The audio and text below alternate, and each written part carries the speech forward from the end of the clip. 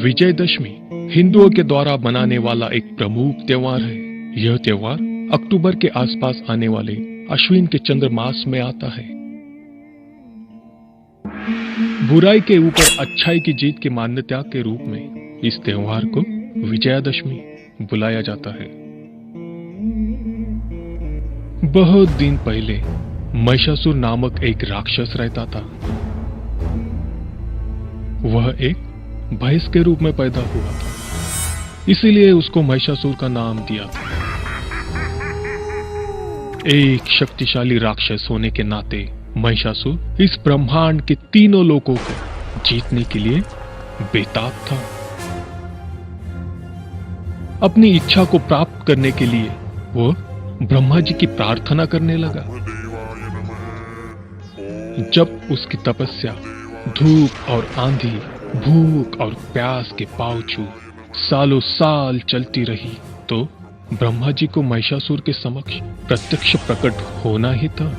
महिषासुर ने ब्रह्मा जी से यह वरदान प्राप्त किया था कि ब्रह्मांड में कोई भी आदमी उसको मार नहीं सकता, क्योंकि उसको भरोसा था कि कोई भी औरत उसके साथ लड़ नहीं सकती।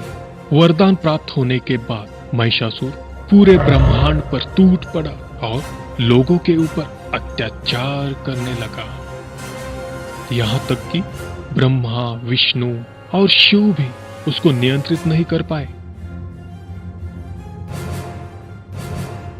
इसीलिए उन्होंने महिषासुर को हराने के लिए एक तरकीब सोची।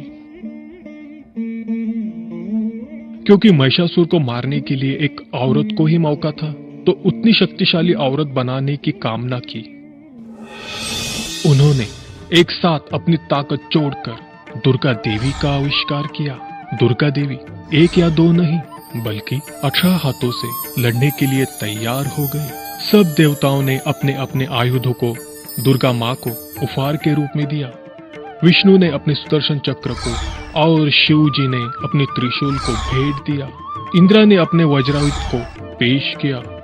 ऐसे महान हथियारों को हाथ में लेके दुर्गा माता एक शेर के ऊपर चढ़कर महिषासुर से युद्ध करने निकल पड़ी।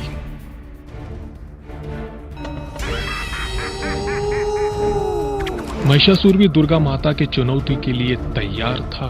उन्होंने अपनी लाखों सैनिकों के साथ लेकर दुर्गा माता के ऊपर वार कर दिया।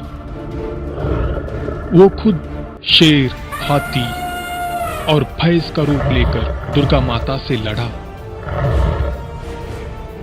लेकिन दुर्गा माता और उनके शेर ने महिषासुर की सेना को चूर चूर कर दिया।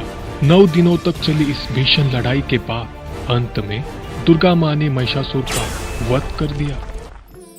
उस अवसर पर देवताओं के द्वारा शुरू की गई त्योहार विजयादशमी के रूप में अभी भी जारी है, क्योंकि यह युद्ध 9 दिनों तक चला।